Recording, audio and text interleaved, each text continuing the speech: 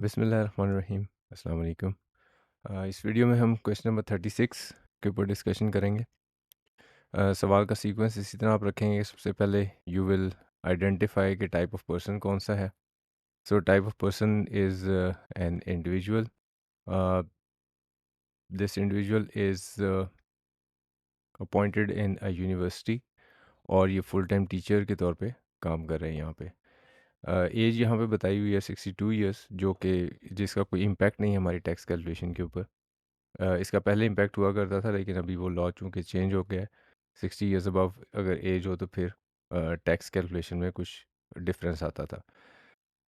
Taxable income और tax liability workout करने को सवाल कह रहा है आपसे। सो हमारी जो कैलकुलेशन होगी वो कुछ इस फॉर्मेट के ऊपर बनेगी। इसमें हम बेसिक इन्फॉर्मेशन अभी फीड कर लेते हैं: name, type of person, residential status और टैक्स ईयर। सैलरी की एक वर्किंग बना लें और इस वर्किंग को सेपरेट पेज पे रखेंगे आप।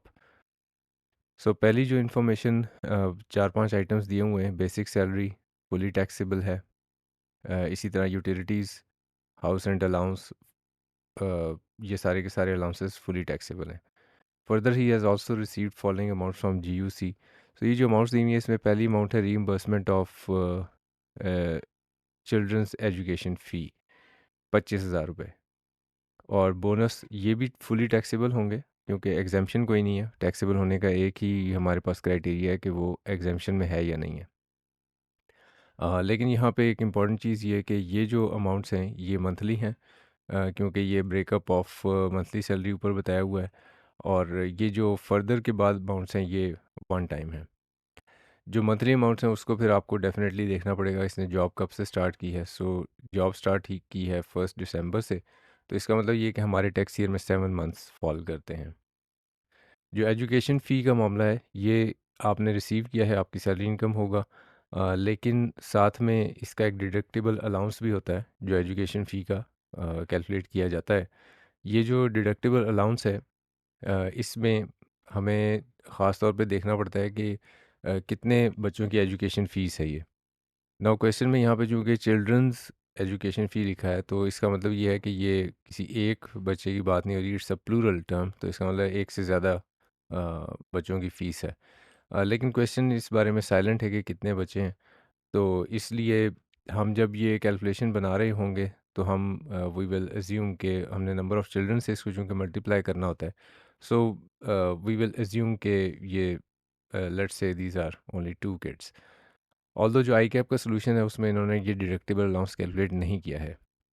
इन माय ओपिनियन ये कैलकुलेट होना चाहिए, क्योंकि ज़ाहिर-सी बात है ये रीइंबर्समेंट ऑफ एजुकेशन फ़ी है, तो इसका मतलब एजुकेशन फ़ी पे की है पहले आपने और फिर उसके बाद रीइंबर्समेंट ली है एम्प्लॉयर से।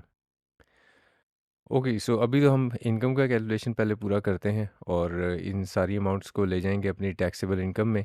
कुछ भी एग्ज़ेम्प्ट नहीं है। जो मंथली बेनिफिट्स हैं उसको 7 से मल्टीप्लाई करना है, बाकी को one time. So this was quite simple. Next paragraph is about some tax जो कि एम्प्लॉयर ने बियर किया है। So when tax on salary is borne by employer, तो टैक्स लॉ ये कहता है कि आप उस जितनी अमाउंट एम्प्लॉयर ने बियर की है उसको सैलरी में ऐड करें। ना यहाँ पे इन्होंने अमाउंट दे दी है वो 5,000 रुपये पर मंथ के हिसाब से, तो इसलिए हमें कोई बड़ा मुश्किल एल्गोरिदम बनाने की ज़रूरत नहीं है।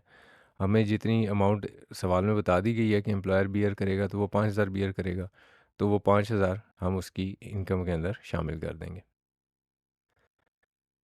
Next is he has been provided with motor vehicle जिसकी कॉस्ट 15 लाख रुपए है और it is use partly for official use. इसका मतलब ये कि partly for personal and partly for official use है। तो इसके लिए जो टैक्स लॉ ने प्रोविज़न बताई है वो ये कि आप 5% ऑफ कॉस्ट ऑफ व्हीकल लेंगे।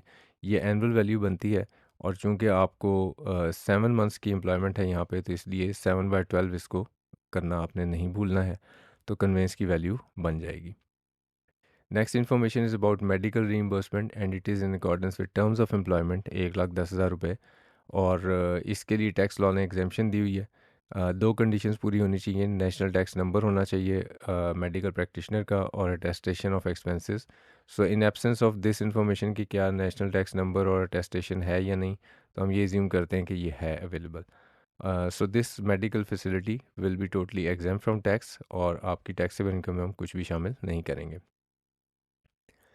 Next information is about employ share scheme. और 1 जनवरी 2024 को मिस्टर असलम को एक ऑप्शन मिला कि वो 1000 शेयर्स जो हैं वो ख़रीद सकता है। ये ऑप्शन उसने 5000 रुपये का ख़रीदा है। अ, इस ऑप्शन की जो एक्सरसाइज प्राइस है वो 30 रुपीज़ है। सो ये स्ट्रेट अवे इंफॉर्मेशन हमें यहाँ दी हुई है कि ऑप्शन इसने ख़रीदा कितने का, 5000 रुपये का, और इसकी जो एक्सरसाइज प्राइस है वो भी सवाल में क्लियरली बताई हुई है। ना उसके बाद इसने किया क्या, किया ये कि इसने इस ऑप्शन को Aslam sold half of the options for rupees 4000। 4000 रुपये के इसने आधे ऑप्शन बेच दी, यानी 1000 शेयर्स ख़रीदने का ऑप्शन था इसके पास, तो इसने आधे ऑप्शन 4000 रुपये में सेल कर दिए हैं। सो ये जो 4000 रुपये में सेल कर दिए, हम इसके लिए कैलकुलेशन क्या बनाएंगे कि जब आप ऑप्शन को ही डिस्पोज ऑफ कर देते हैं तो जो कंसिडरेशन मिली वो 4000 है, और इसमें से आप माइनस करेंगे कि जितनी आपने कॉस्ट पे की है। और कॉस्ट कितनी पे की आपने, वो आपने 5000 पे की थी, लेकिन आपने चूँकि आधे ऑप्शन बेचे हैं, इसलिए हम 5000 को डिवाइड बाय 2 करके इसमें से इसकी कॉस्ट जो है उसको माइनस करेंगे। सो रिज़ल्ट विल बी 1500, जो कि सैलरी के हेड ऑफ़ इनकम में टैक्स किया जाएगा।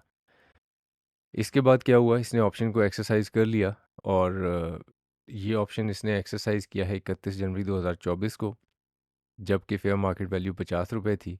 लेकिन ये जब ऑप्शन एक्सरसाइज हुआ तो इसके ऊपर रिस्ट्रिक्शन थी ऑन ट्रांसफ़र, और ये रिस्ट्रिक्शन कब तक रही, 31 मार्च 2024 तक ये रिस्ट्रिक्शन रही है ऑन ट्रांसफ़र।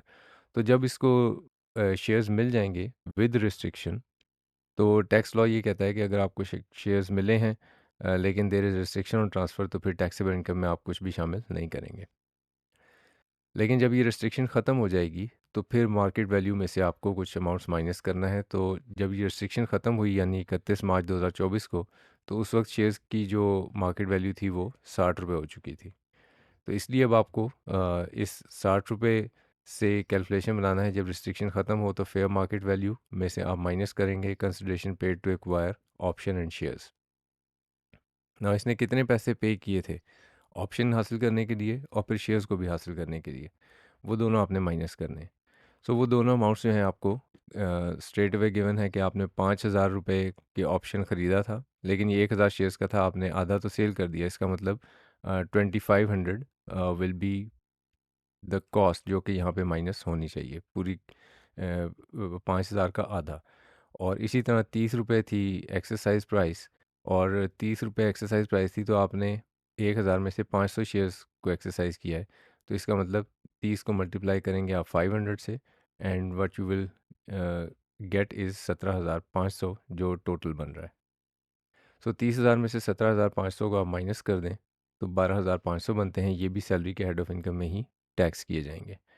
अ, जो शेयर्स का डिस्पोज़ल है उसके बारे में कोई इन्फॉर्मेशन नहीं है। इसका मतलब शेयर अभी बेचे नहीं इस टैक्स ईयर में। तो बस जो सैलरी की अमाउंट्स हैं वो हम सैलरी की वर्किंग में लिख देते हैं, और हमारी सैलरी की वर्किंग कंप्लीट हो जाती है।